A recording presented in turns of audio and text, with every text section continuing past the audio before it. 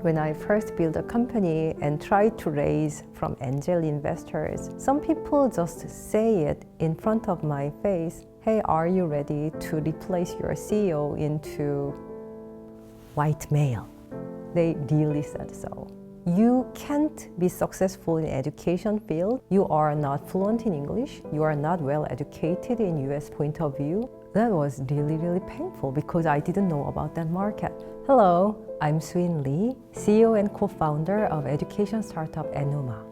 Enuma is a Silicon Valley-based education startup. Our focus is sharply focusing on all of the struggle in the learning process of all children in the world. We have 4 major products: Todo Math, Todo English, Todo Korean, that is widely popular in Korea, Japan, and China. KitKat School, that won the Global Learning XPRIZE competition and received $6 million grand prize by Elon Musk. We raised $23 million venture funding so far. We have more than 10 million downloads and #1 popular app in the App Store market.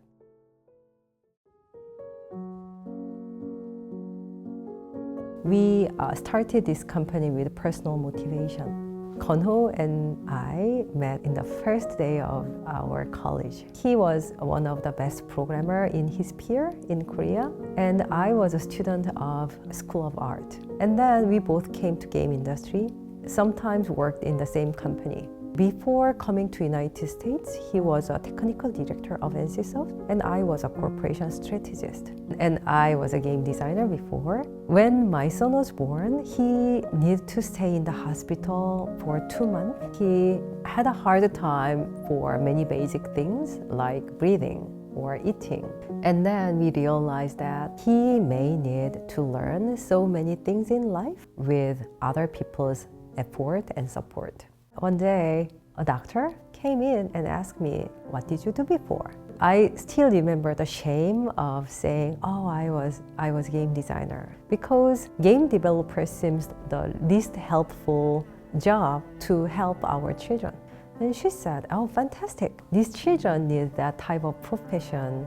That was really important moment. I never thought that our history of making games could be helpful for those children who was born with disabilities. So on that night, Gon-ho and I Googled software for special education.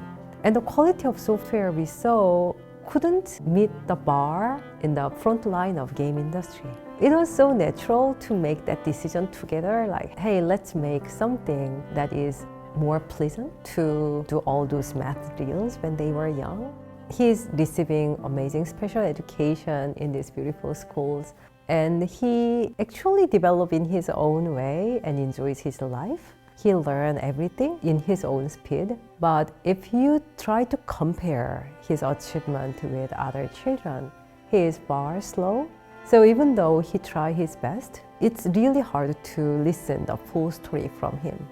He was a really great inspiration for my husband and I. It was really a pleasure to see and support how he learned in his own speed. I thought that all children may struggle in learning because of their personal difficulties, because they have some issue in their hearing, because they may have some issue in their brain. When I meet other children and without any difficulties or differences, but struggling in learning because of their environment, lack of family support, I was really surprised. I met a group of children who has an activity of sorting ABCs and number card. My son actually could do so many things compared to other children who come to school without any academic preparation. That was an eye-opening moment for us. The learning is designed for average learners. Means that half of children has chance to be successful and half of children have a chance to fail. Since then, we expanded our target into struggling learners, including all children who are left behind, whatever reason they have. We released our first flagship successful product in 2014 called Todo Math. Todo Math is designed for kindergarten to second graders who are struggling in following teacher speed in math. So we wanted to provide individualized support on children's basic counting and adding and subtracting activities. Children loved it. My child enjoyed it. We tested it in local school for a whole entire year. It was so fun. Also, with the help of that popularity in East Asia, we could secure Series A from SoftBank Ventures Asia, and another is Education Group in China. But when we released its Asian version, it became popular for a totally different reason. I heard some crazy thing from China, from one VC who was super excited that our application can make her 18-month-old to prepare the kindergarten entrance exam. In early days, I was really upset because I designed this app to close the large gap in education. But when it released to the market, the most smart and wealthy parents find its value, use our app to make it early access, get advantage in the school system of their children. That is happening. We start to lose our motivation. We really didn't like the consequences, but that was reality. And we really tried to go to public education market because school is the only way to give those applications and those benefits to children who actually need that. And we couldn't see any fast track to get into the school system in large scale. And then we heard about Global Learning XPRIZE competition. Global Learning XPRIZE competition, they wanted to know, can tablet-based education helpful for children who couldn't access to school system? They think that if one application prove it is possible, it can solve the large problem of children's education around the world. Elon Musk donated $15 million of prizes, and there are other donations to run this, the largest pilot test that UN ever had in developing countries' education. At the time, the number we heard, 254 million children. Some of XPRIZE's rule, all of the competitors' software should release as open source. They will give that final award only after all those teams spend millions of dollars to compete to each other. And we actually see it as an opportunity to reach to the most needed people and prove our concept to school systems around the world. In Tanzania, we realized that 5 years old are watching video a lot more than playing games. And it was very different pattern from other countries because young children really like to touch when they see touch screen. But when we tried first version of Kids School, there was no log of touching the games. Our team tried 3 months to tune the tutorial level. We think that it's because children feel the game is too difficult. But we didn't have any idea that how we can make this small interaction even easier. So it was a really big question for the team. One day, Tanzanian teacher who worked in Berkeley office came here to have a lunch with us. So I just shared, we don't know why this 5 years old think this tutorial is that difficult and doesn't like to touch. They only watch the video. Tanzanian staff say, yeah, it's so obvious. In Tanzania, young children being taught don't break anything at home. Most of goods are so precious, so those children strictly being taught not touching anything. When they see a valuable thing like tablet, they're really afraid to touch.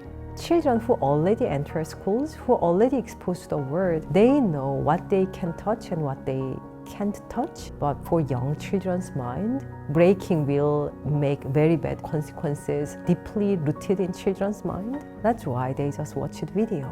And we solved that issue by adding one video of Tutors say, you can touch it with this finger, just slightly in this way. Those videos actually resolve all those issues immediately.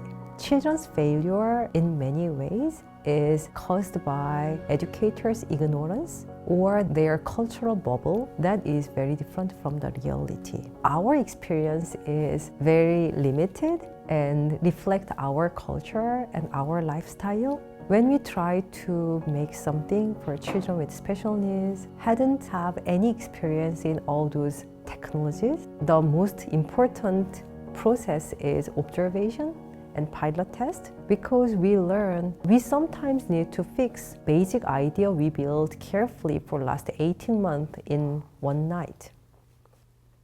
The judging results are that we have a tie. And there are two winners. Great. Congratulations. Double congratulations. Yeah. The first winner, my friend. Team Kit Kat. We got 1 million finalist award and became a co-winner and received $5 million from Elon Musk. I was pregnant, gave a birth of my second one 2 weeks after the XPRIZE deadline. It was really tough. And it built up faith to the investors to support us with Series B round, continuously push us to enhance our software, adapting the new technology. Even though parents are still skeptical about digital education, it still seems that government are not interested in adopting this type of method. And then pandemic broke.